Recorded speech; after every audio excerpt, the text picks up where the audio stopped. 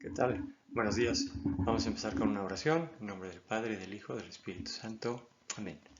Padre nuestro que estás en el cielo, santificado sea tu nombre. Venga a nosotros tu reino. Hágase tu voluntad en la tierra como en el cielo. Danos hoy nuestro pan de cada día. Perdona nuestras ofensas, como también nosotros perdonamos a los que nos ofenden. Y no nos dejes caer en tentación y líbranos del mal. Pues bien, vamos a recomenzar nuestro curso de Antiguo Testamento, pero para eso vamos a recordar un poco de lo que hemos visto, puesto que el periodo de vacaciones estuvo largo debido a mi examen profesional, que ya por fin pasé, ya acabé la maestría en teología después de 4 años y además tuvimos las vacaciones de verano. Entonces ahora listos ya para continuar con nuestro estudio. Recordemos que estábamos viendo a los reyes, el gran rey David, su hijo, el rey Salomón, el de gran sabiduría, cómo ellos daban culto al arca de la alianza y después se construye el templo, y el templo era para ellos lo máximo que había. Estábamos en el esplendor del reino de Israel. Todo esto en base a la palabra, a la alianza que el pueblo había hecho con su Dios. Pero recordemos que no se portaron muy bien, que digamos, y fueron cayendo poco a poco, ¿verdad? Y nos hacemos familiares palabras como Babilonia, destierro, fracaso, persecución, pero siempre esa esperanza de la salvación. Viendo cómo recapitulábamos esto, me encontré con un escrito del padre José Manuel Sánchez Caro de la Universidad de Salamanca, donde precisamente explica o le da un resumen de lo que hemos visto, ¿no? Entonces, Babilonia, siempre que hablamos de Babilonia nos tenemos que acordar del imperio neobabilónico, que va para nuestros intereses de Israel, va desde 612, cuando son conquistados por ellos, por Nabucodonosor, al 532, que son liberados por Ciro II de Persia, cuando vencen a los babilonios. El destierro, pues sí, después de haberse portado bastante mal, es decir, de haber roto la alianza, el pueblo es castigado y los habitantes más notables de Judá se los llevan a Babilonia. Se calcula que son entre 4.000 y 11.000 personas, pero consideremos que son los líderes del pueblo. Muchos también corren a Egipto y otros se quedan en Judá, pero siguen bajo el dominio del imperio babilónico. Fracaso y persecución, efectivamente, la situación de los habitantes de Judá, ¿no? Habían fracasado, Sión es invadido, según ellos nunca iba a pasar, y ellos tienen que correr o quedarse ahí a pasar penumbras. Pero existe la salvación.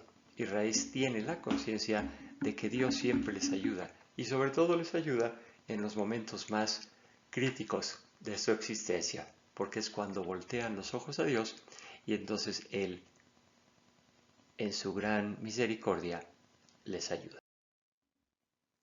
Una reflexión, hay que hacer recuerden que esta reflexión es religiosa sobre la historia, o sea, no es algo cronológico, una historia perfecta un año tras otro, sino que el enfoque es netamente religioso. No le pidamos peras al olmo. La Biblia nos va a dar un enfoque religioso de lo que pasó en Israel. También recordemos la situación geoestratégica de Israel, ¿no? Se encontraba entre dos potencias, Mesopotamia y Egipto. Entonces, claro, todo mundo quería tener control sobre esa franja que conectaba, porque era una franja que era el comercio, daba mucho dinero. Y es por eso que Israel hemos visto que ha sido invadido por todos y cada uno de los imperios de cada época que iban pasando. Pocos fueron los años, como en el reino de David, que estuvieron independientes. En el 722 antes de Cristo, los asirios invaden el reino del norte. Las 10 tribus, recuerden, son dos divididas, eran las 12, se dividieron en el reino del norte y en el reino del sur, después de Joroboam, el hijo de Salomón, porque no supieron gobernar, se dedicaban a explotarlos en impuestos, ¿verdad? Entonces el reino del norte desaparece, los asirios los esparcen y nos queda solamente lo que se llamará después la diáspora judía, que es decir, grupos de judíos esparcidos por toda la zona. Israel es una religión única, monoteísta, que lo salva y protege su Dios por medio de una alianza. Eso es algo único en todo el mundo antes conocido. Todos tenían religiones politeístas, ¿verdad? Entonces Israel resaltaba porque era un pueblo único. Asiria se va en declive. Tenemos las reformas de Josías, el rey de Judá, que quiere mejorar esta relación de culto y alianza con su Dios. Y Babilonia vence a los asirios. Y al hacer esto, pues ahora ya toma Egipto y toma a Judá. Judá es el reino del sur, que todavía estaba independiente. Jeremías, el profeta, vamos a estudiarlo más tarde, pero conviene saber que Jeremías les decía: conviértanse al Señor, regresen a la alianza o serán invadidos, serán destruidos, pero nadie le hizo caso hasta que ya era demasiado tarde. Y entramos entonces en los 600, ¿verdad?, con reyes en decadencia como Joaquín, Jeconías y Sedecías. Jeremías en Jerusalén y Ezequiel en Babilonia mantienen la esperanza viva después de que los babilonios arrasan con Israel, arrasan con el templo y se llevan a los principales, a los más influyentes, a Babilonia. Entonces, ¿qué reflexión hacían los deportados? Sobre todo, me imagino, de camino hacia allá, ¿qué podían hacer? ¿Será Marduk, el dios de los babilonios, más fuerte que Yahvé, nuestro Dios? Ya fracasó el dogma de la inviolabilidad de Sión. Ellos creían que era indestructible su templo y ha quedado destruido. Crisis de esperanza, venían llorando. Yahvé se ha olvidado de nosotros. Balde de agua, todavía peor, al enterarse de la destrucción de Israel una vez que ya habían llegado a Babilonia, ¿no? Más que de Israel, del templo. Aquí no se lo bien, pero es un salmo, el Salmo 137, ¿sí?, que perfectamente describe lo que los israelitas pensaban al llegar a Babilonia. Junto a los canales de Babilonia nos sentamos a llorar con nostalgia de Sión. En los sauces de sus orillas colgamos nuestras cítaras. ¿Cómo cantar un cántico del Señor en tierra extranjera? Si me olvido de ti, Jerusalén, que se me paralice la mano derecha. Señor, toma en cuenta los idumeos del día de Jerusalén, cuando se incitaban: desnudadla, desnudadla hasta el cimiento. Los edomeos fueron los que entraron a Israel una vez que Babilonia lo había destrozado, a terminar completamente con ella, ¿no? Entonces, ese era el ambiente el que tenemos que recordar, porque es ahí donde vamos a retomar nuestro estudio, ¿no? Se encontraban ante una Babilonia impresionante, ¿no? Las tres primeras son fotos de Babilonia y abajo pues tenemos a Jerusalén incendiada, destrozada, inclusive el templo, por los babilonios. Entonces el contraste es verdaderamente desalentador y hay mucho que hacer. ¿Cuál es la explicación teológica de todo esto? El pueblo de Israel definitivamente merece un castigo, ¿sí? El adorar otros ídolos, el alejarse de su Dios, el tener una conducta disoluta, pues los lleva a que Dios ya no los protege. Su infidelidad al Berit, recuerden, la alianza es el Berit, es la alianza que Dios quiere formar con cada uno de nosotros en intimidad. Pero para eso nosotros tenemos que hacer nuestra parte, que es guardar los mandamientos. Jeremías y Ezequiel, ahí están los profetas siempre con una tarea muy difícil, pero reconfortando al pueblo. Ya esta vez ya no les llaman la atención, ya no le hablan que se conviertan, sino al contrario, ahora cambian a ser como los padres del pueblo, a reconfortar y dar esperanza. Que ese Dios no los abandonará, puesto que tienen la promesa de Meraz, de Yahvé. ¿Cuál es esa promesa? Que llegará un Mesías. 600 años faltan, 500 y feria, para que llegue el Mesías, pero esto se hace cada vez más necesario en el pueblo de Israel, en la mente del pueblo de Dios. Esto se le llama corriente teológica sacerdotal. Empieza a haber un concepto individual de salvación. Es decir, ya no se va a salvar el pueblo entero, sino se va a salvar tú en base a lo que tú hagas, a tus actos, a tus obras, ¿no? Eso inmediatamente viene otro tema. ¿Qué pasa con el sufrimiento del inocente? Recuerden que ellos todavía no creen en la vida eterna. Entonces dicen, aquí no está habiendo justicia, ya que hay gente que en esta vida sufre y pues nunca se le hace justicia. Entonces ya empieza también aquí a nacer ese sentimiento de que debe de haber una vida después de esta. Otra cosa muy importante que resaltaron estos profetas es la memoria, la vuelta a las costumbres. Israel era un pueblo que recordaba. Acuérdense de la Pascua, ¿sí? La Pascua, el niño pequeño que les decía, ¿por qué estamos festejando? Y entonces decía, porque nuestro Dios está con nosotros desde que nos liberó de Egipto, y contaban todo y lo contaban en presente, porque ellos se sentían el pueblo de Dios, el escogido. Entonces nace una nueva teología de la historia mediante una profunda reflexión del Génesis, y se ve que Dios dirige al mundo. Ya no nada más dirige al pueblo de Israel, sino al mundo entero. Después se sigue con esa reflexión durante todas las escrituras antiguas. Es un momento en Babilonia de reflexión, donde los sacerdotes pueden tomar el tiempo de reestudiar las escrituras, ya que no tenían sus oficios del templo. Y entonces intensifican sus rasgos propios israelíes para no perder su identidad. Importantísimo para los profetas y los sacerdotes que el pueblo judío, aún estando en Babilonia, no perdiera su identidad, y definitivamente lo logra. Se empieza a ver un universalismo de salvación. Ya no es solo Israel, todo el mundo se puede salvar a través de Israel. Y nace el judaísmo como lo conocemos hoy, es decir, la palabra se crea, el nuevo modo de vivir religioso, social y político de Israel, ya no en un imperio, ya no como un pueblo, sino como una religión, como un grupo de personas. Y apertura de un nuevo Israel. Profetas hablan de un nuevo Israel, un nuevo éxodo, cuando salgan de Babilonia y regresen a la tierra prometida. Ese éxodo, recuerden, es el camino espiritual que se eleva por alguna razón. Y sobre todo esa razón es gracias a Dios. Entonces el pueblo, cuando salga de Babilonia, va a tener ese éxodo. Es un regresar a su Dios, un retomar la alianza y construir un nuevo templo. Tradición que crea esperanza y futuro.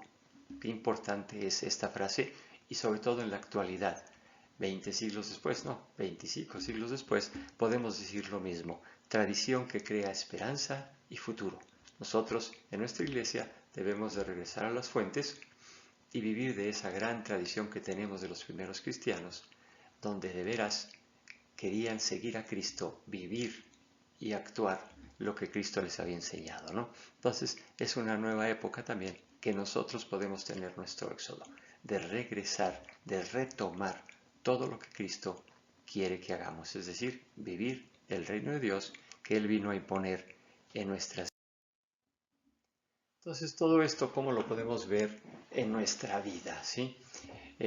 Cómo cada uno de nosotros debe de aplicar esto a su vida. Cada quien sabe su vida, cada quien sabe cómo aplicar todo lo que hemos aprendido, ¿no? En la actualidad, ¿sí? El destino de Israel de la Iglesia siempre está entre imperios.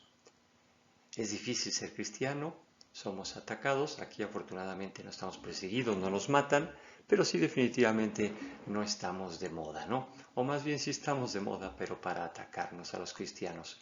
Pero es importante mantener la frente en alto y nuestros ideales funcionando. ¿Por qué? Porque la manera de ser cristiano es una manera de ser. Nos jugamos la manera de ser persona y la concepción de vida en todas sus facetas. El cristiano vive de acuerdo a Cristo, vive sus valores fundamentales y tiene que luchar por ellos. ¿Para qué? Para cada día ser mejor persona, poder servir y amar a todo aquel que se encuentra en nuestro camino, ¿no? Entonces la iglesia, al igual que Israel, no es perfecta. Cuando estudiamos Israel no se trata de decir, mira, la regaron, mira, hicieron esto mal, sino decir, mira, tantos años y yo también me equivoco igual que Israel, ¿no? Pero dentro de esta iglesia tan pecadora, tan defectuosa, encontramos a Cristo. Y muchas veces lo que nos ponemos a buscar son sus errores y nos perdemos la joya que es Cristo nuestro Señor.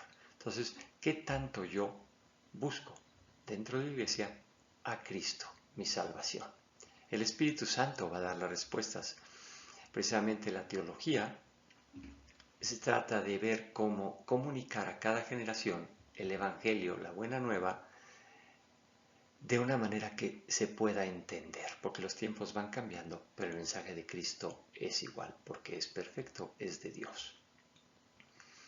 Destruyes la iglesia y puedes dominar más fácil a los individuos, por eso es tan atacada, porque la iglesia tiene un frente común donde nos dice, actúa de acuerdo a valores fundamentales, no hay un libertinaje, ¿no? Entonces la iglesia ha tenido esa misma tentación, bueno, y también la iglesia tiene esa tentación, o sea, no crean que no, la iglesia también ha querido dominar, ¿sí? Entonces estamos con esa tentación siempre de que la gente quiere dominar al otro. El mensaje de Cristo nunca fue dominante. Él expuso cómo vivir, Él nos enseñó a ser felices y ya es cuestión nuestra, que queramos o no, tomar ese reino. Es por eso que vivimos una época muy bonita en cuanto a nuestra religión, puesto que ya no es una religión que está junto a los monarcas tratando de imponerse, tratando de tener poder, sino es una religión donde vamos a la iglesia a orar, a encontrarnos con Cristo y buscar nuestro camino. ¿Cómo es que quieres hoy, Dios, que yo actúe? A eso es a lo que tenemos que ir, a eso es lo que tenemos que rezar, ¿no? El destino Israel de la iglesia, siempre entre dos imperios decíamos, dos tentaciones para la iglesia, es decir, dos posiciones que puede tomar durante las diferentes épocas. Abrirse a la cultura dominante hasta ser una institución más, que es lo que quiere el mundo, ¿no? A ver, iglesia, ya ábrete, ya libérate, ya no seas tan mocha. No, Señor, tenemos los valores fundamentales que Cristo enseñó. Esa alianza que Yahvé hizo con su pueblo es la misma en plenitud que Cristo hizo con cada uno de nosotros. Cerrarse y separarse, la otra tentación es cerrarse y separarse de la sociedad y convertirse en una secta. Lo que tanto pelea el Papa Francisco, salir, oler a oveja, mézclate con todos. No se trata de quedarnos en la iglesia escondidos a decir yo estoy bien y tú estás mal. Es una iglesia de salida, es una iglesia que tenemos que ir a convencer al mundo con nuestros actos que vale la pena ser cristiano, que eso es de lo que la vida se trata. El equilibrio, claro, siempre estará en el justo medio, cosa que le cuesta al hombre muchísimo trabajo. Están en el mundo sin ser el mundo, nos dijo Cristo. Existen diversas maneras de ser iglesia y vivir en el Evangelio.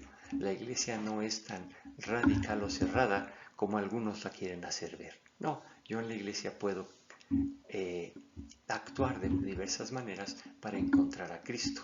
Inclusive los mismos movimientos lo dan, ¿no? Hay movimientos que tienen de oración en silencio y hay movimientos donde gritan, bailan y claman al Señor. ¿Cómo te encuentras tú con Cristo? Ese es tu asunto. La iglesia no te va a limitar. La idea es encontrarte con Él. Y la iglesia lo único que hace es ayudarte a hacerlo. ¿Cómo superar el destierro? Puedes recuperar continuamente la tradición de la iglesia, así como los israelitas capturaron, revivieron, rehicieron toda su escritura. Así nosotros tenemos que regresar a los primeros padres y ver qué nos aconsejaban, cómo vivían todos ellos. La memoria de Jesús, de su palabra, de su vida, de su pasión, muerte y resurrección. ¿Esto lo vivimos dónde? En nuestro culto principal, que es la Eucaristía. Entonces sí, abrazar la Eucaristía para mantenernos con Cristo y en Cristo. La convicción de los primeros cristianos es muy importante, ofrecer un testimonio coherente de nuestra vida en la Babilonia de nuestras vidas. Recuerden que los cristianos antes se conocían por cómo se llamaban. Retomemos esto, con la certeza de que Cristo vendrá triunfante en la nueva Jerusalén. Entonces, como ven, podemos decir que seguimos viviendo en este destierro en Babilonia, pero que tenemos la esperanza que Ezequiel y Jeremías dijeron del regreso de Cristo triunfante. Claro que nuestra situación es mucho mejor, puesto que venga pronto o no venga pronto Cristo nuestro Señor, nosotros morimos y si bien nos portamos, nos iremos a verlo ya cara a cara. Y también acordarnos siempre de lo que dijo Pablo: si Dios está a favor nuestro, ¿quién podrá estar en contra nuestra? No quedarnos en los pequeños detalles de la vida, sino ir al grande, al enorme. ¿Cuál es mi relación con Cristo? Entonces, como ven, ya estamos en la misma sintonía después de este largo receso y pues ya podemos retomar nuestro curso, ¿sí? Entonces estamos en Babilonia con los israelitas desesperanzados, pero con un rayo de esperanza ahí siempre, un rayo que decía: vamos a regresar a nuestra tierra, vamos a retomar nuestra alianza, vamos a reconstruir el templo. Y precisamente por eso se escribe Crónicas. Crónicas 1, Crónicas 2, que los vamos a estudiar nada más globalmente, ¿no? Queda al mero final de los libros históricos es la renarración de la historia de la salvación. Es decir, es otra vez se narra, pero de diferente manera. El cronicalista, que así le llaman al que escribió Crónicas, pretende subir el ánimo de la gente del post-exilio. Entonces le va a contar la historia, pero le va a contar la historia en positivo. La Septuagésima es la primera que divide en dos. O sea, la traducción de la Biblia al griego divide este libro en Crónicas 1 y Crónicas 2. En la Biblia judía también se encontraba y se llamaba Libros de la Palabra de los Días. Suban a la ciudad de Jerusalén y su templo a adorar al Dios de Yahvé, Dios de Israel, perdón, ¿sí? Eso es lo que nos dice la Biblia judía. En la Biblia de los 70 se colocó al final de los libros históricos y le denominó cosas olvidadas o aspectos misceláneos, o sea, porque es lo que hace Crónicas, dar detalles positivos de la historia de Israel. La Vulgata de San Jerónimo lo conserva en el mismo lugar y la historiografía profética que enfatiza la naturaleza, tipología de la historia de la salvación. Eso es lo que es Crónicas 1 y Crónicas 2. Hay tres divisiones principales. La genealogía desde Adán hasta Judá, post-exílica, Primera Crónicas del 1 al 9, el Reino Unido de Israel y Judá, Crónicas 10 hasta Crónicas 2, 9, y el Reino de Judá, la caída y el regreso, Segunda Crónicas 10 a 36. ¿Sí? Tenemos estas dos. En la primera se hace énfasis en las tribus de Judá, Leví y Benjamín. ¿Okay? Ellos creen en el reino del sur, lógicamente. El reino del norte ya había sido invadido por los asirios, entonces había que concentrarse en el reino de David, Judá, las tribus de Judá, de Leví y Benjamín. La mayoría de los israelitas que regresaron del exilio la formaban parte de estas tres tribus, puesto que fueron precisamente los que se llevaron a Babilonia y después regresaron. Judá es la más importante debido a la línea real que tenían con David. Esa es la línea que vamos a ver en Crónicas 1 y Crónicas 2. El Reino Unido de Israel y Judá, el 2, nos van a recordar que David es el rey ideal y Salomón solo culmina los logros de su padre. O sea, Crónicas pone a David como el centro absoluto del reino de Israel. Después tenemos el reino de Judá, la caída y el regreso.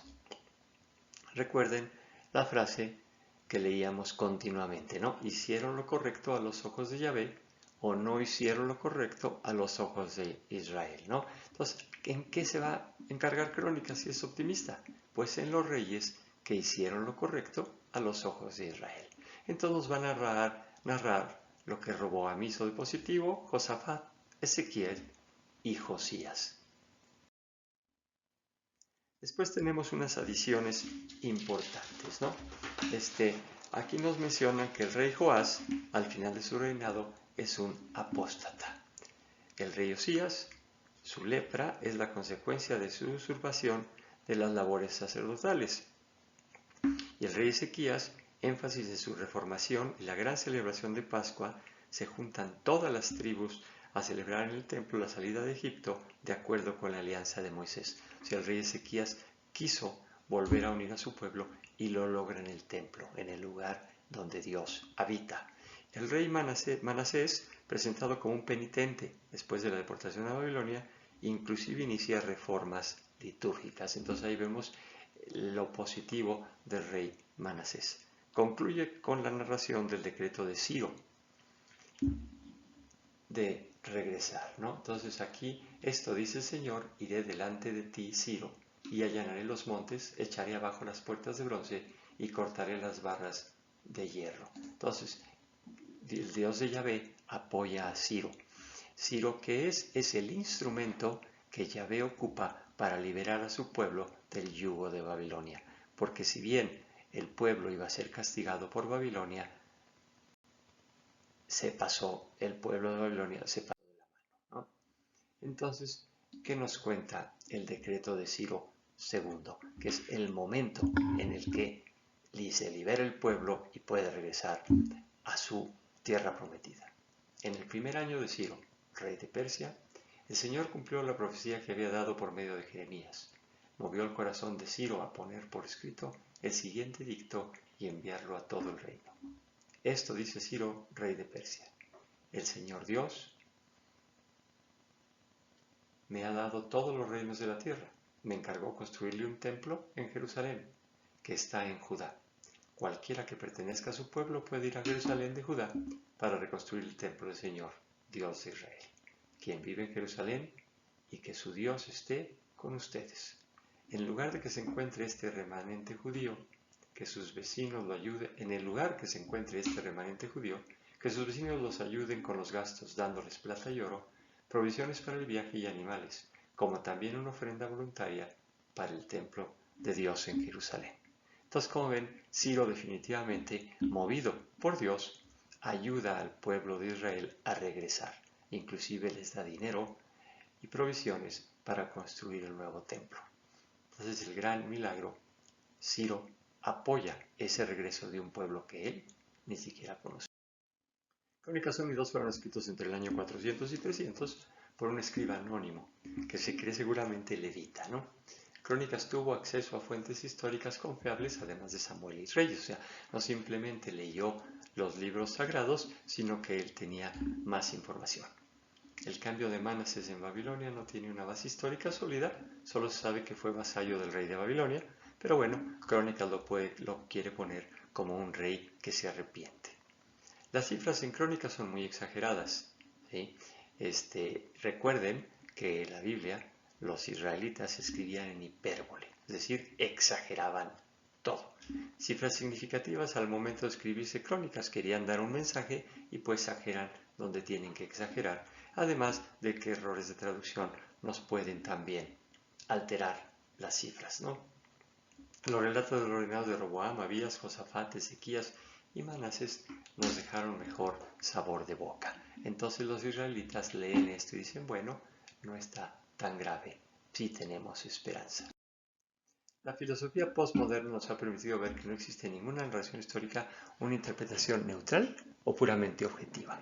Definitivamente se ha llegado a la conclusión que un historiador no puede ser neutro, ¿ok? No puede ser 100% objetivo. Siempre traemos nuestro bagaje, siempre traemos nuestra manera de ver las cosas. Y es por eso que Crónicas lo va a poner de la manera que ella lo ve. Lo ve como un Israel positivo, lo ve como un Israel con esperanza. Siempre existen diferentes perspectivas de dónde interpretar. Los libros de Crónicas y Reyes tienen mucho en común. Ambos ven la declinación del reino de David como el resultado de una desviación o alejamiento de los reyes y el pueblo de la ley de la alianza de Dios. Definitivamente, o sea, no se ve como ¿por qué Dios nos abandonó?, sino al revés, ¿por qué tú abandonaste a Dios? Y Dios lo único que hizo fue justicia. Cada libro con perspectivas diferentes que nos arrojan visiones complementarias más que conflictivas de la historia de Israel. Siempre hay maneras y maneras de leer la Biblia, ¿no? La Biblia tenemos que leer de manera positiva, sí, como dicen, acariciando sus hojas con los ojos, ¿sí? Para encontrar el mensaje que Cristo nos tiene. No buscar un conflicto, buscar un complemento. Siempre hay dos maneras de ver las cosas. Y aquí pues nos invitan a verlo como complemento. Estudiamos Samuel, estudiamos Reyes y ahora tenemos a Crónicas como un complemento positivo, un complemento donde toma que sí hay esperanza para este pueblo elegido. Le da una importancia grande a las 12 tribus de Israel. Es poco lo que el cronista habla de las tribus del norte, porque para el reino estaba ligado al hijo de David, lo dijimos, ¿no? A él interesa el reino de Judá. Crónicas, sin embargo, sí se preocupa por los israelitas que quedaron después del exilio de los asirios. Nos da su genealogía y nos narra el apoyo de estos al reino del sur. Es decir, por mucho que los asirios hayan arrasado con el reino de Israel, pues algunos se quedaron ahí a vivir y estaban en contacto cerrado con el reino del sur. Era lógico. Eran compatriotas, aunque se hayan dividido en ese cisma después de Jeroboam, pero eran compatriotas y vivían la misma religión. Nos indica cómo la separación de los reinos hubo muchos norteños que emigraron al sur por razones políticas y religiosas. Es decir, muchos dijeron, ok, Asiria me dominó, pero yo puedo regresar a Judá. Las renovaciones de Ezequías y Josías llegaron a las tribus del norte. O sea, todo esto que hicieron estos dos buenos reyes, pues los reinos del norte estaban ávidos de estos cambios y los tomaron. Recalca que existen representantes de las 12 tribus en Judá, ¿sí? Bajaron del norte al sur y en Judá estaban representantes de las 12 tribus que lo iban a servir para la futura restauración, porque Israel nunca puede ver una restauración sin estar las 12 tribus presentes. El reino davídico como el reino litúrgico de Dios. Hace énfasis Crónicas en que lo importante del reino es la liturgia. Todas esas conquistas que hizo David las hizo porque estaba cerca de Dios, porque la alianza se estaba dando por ambas partes. Esto nos lleva a que el reino de David es semejante a la iglesia en el Nuevo Testamento. La iglesia es el culto litúrgico que damos a Dios. Se podría considerar como un imperio litúrgico, el imperio de David, nos dice Scott Hahn. Crónicas hace énfasis en la alianza con David para clarificar que David reinaba por derecho divino. También nos recalca el arca de la alianza, el templo y el culto litúrgico como primordial en la vida del pueblo de Israel. Las reformas litúrgicas de David son predominantes, ya vimos, mucho más que sus victorias. Y el clímax de Crónicas es cuando David junta a los sacerdotes y levitas y a todo Israel alrededor del templo y celebran las fiestas litúrgicas. Qué importante es para el pueblo estar con su Dios. La celebración de Pascua de Ezequías y de Josías hacen algo semejante, ¿sí? Y el cronicalista lo va a resaltar. Entonces, ¿qué le importa al cronicalista? Estar en la alianza, que su pueblo esté con su Dios y su Dios esté con su pueblo. La definición perfecta del Berit, de la alianza. Recuerdo histórico y la esperanza de la restauración de Israel. Crónicas enfatiza que los esfuerzos de retomar la alianza son recompensados por Dios.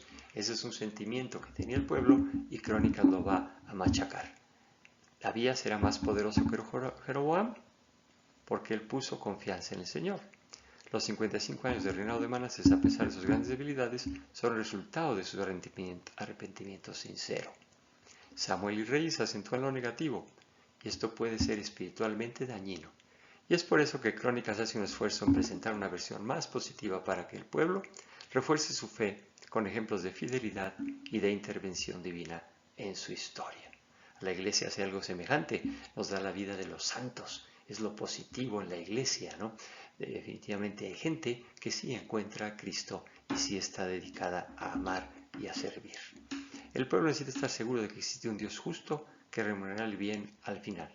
Y aún a corto plazo los esfuerzos por restaurar la fe y las instituciones del pueblo de Dios pueden esperar la asistencia de Dios, ¿sí? Entonces ahí está la labor incansable de los profetas, como está la labor incansable de nuestros sacerdotes, que siempre nos recuerdan que hay esperanza, que no debemos de caer en el pesimismo que el mundo nos quiere hacer caer. Siempre alegres puesto que somos hijos de Dios. Después tenemos ahí dos ejemplos, el piso de trilla de Ornán como un tipo de iglesia. El templo se construye en un terreno del pagano Ornán, recordémoslo, presagio de la conversión de los pueblos paganos al cristianismo. Piso de trillas es usado también por San Juan Bautista. Pues tenemos el rey Salomón y el verdadero príncipe de la paz. Salomón significa pacífico, pero él no hubo la paz esperada. No es un en Cristo, el príncipe de la paz, que la asamblea, cajal en hebreo o eclesia en griego, se reúnen para subir en adoración. Entonces, por eso que el pueblo desesperadamente esperaba al Mesías, para tener la paz que Cristo nos vino a traer para aquel que la quiere tomar. Más tradiciones, el rey Manasés como modelo de arrepentimiento después de pecados terribles. Muy importante, ¿sí?, que sepa el pueblo que se puede arrepentir. No se trata de llegar a Babilonia y solamente quejarse, sino arrepentir. Entonces San Juan Crisóstomo, que precisamente lo celebramos el día de ayer, nos dice: Manasés, habiendo superado a todos en furia y tiranía, y habiendo subvertido la forma legal de adoración y cerrado el templo, y habiendo animado la idolatría pagana, cuando se arrepintió, fue contado entre los amigos de Dios. Si viendo sus propias iniquidades se hubiera desesperado de una restauración y arrepentimiento, se hubiera perdido de todo lo que después obtuvo. Pero ¿cómo fue? Miró hacia la benevolencia infinita de Dios en vez de sus enormes transgresiones, se levantó y contendió con el demonio y terminó en un buen curso. Bien. Pues tenemos el libro de las Crónicas en el leccionario, pues ahí se usa muy poco, ¿okay? Los pasajes más usados son la subida del arca a Jerusalén por parte de David, que se usa en la Asunción de la Virgen María, el martirio de Zacarías, último martirio del Antiguo Testamento, mencionado por Cristo en Lucas 11, la sangre de Abel a la sangre de Zacarías, y la destrucción de Jerusalén, el exilio y el retorno en el domingo de Cuaresma en el año B. Entonces es poco usado Crónicas en nuestro leccionario, es decir, en la liturgia de domingo a domingo. ¿Qué podemos concluir? El libro se escribe para garantizar al pueblo de Israel el regreso del exilio, que el plan de Dios sigue en pie y que ellos son parte del mismo. Que deben estar orgullosos y agradecidos de su Dios, que pueden esperar el apoyo de Dios en la reconstrucción de su nación y templo alrededor de la adoración a su Dios. Recalcan la importancia de la vida litúrgica durante el reinado de David y directa consecuencia será la proclamación de Jesucristo, del reino de Dios y su Iglesia en el Nuevo Testamento. Entonces, como ven, Crónicas retoma toda esta historia, igual que nosotros hicimos al principio de esta sesión, para quedar en la misma sintonía. ¿Ok? Somos el pueblo de Dios, los escogidos de Dios, y tenemos que cumplir la nueva alianza. Pues muy bien, sean felices en Cristo. Gracias y nos vemos la próxima semana.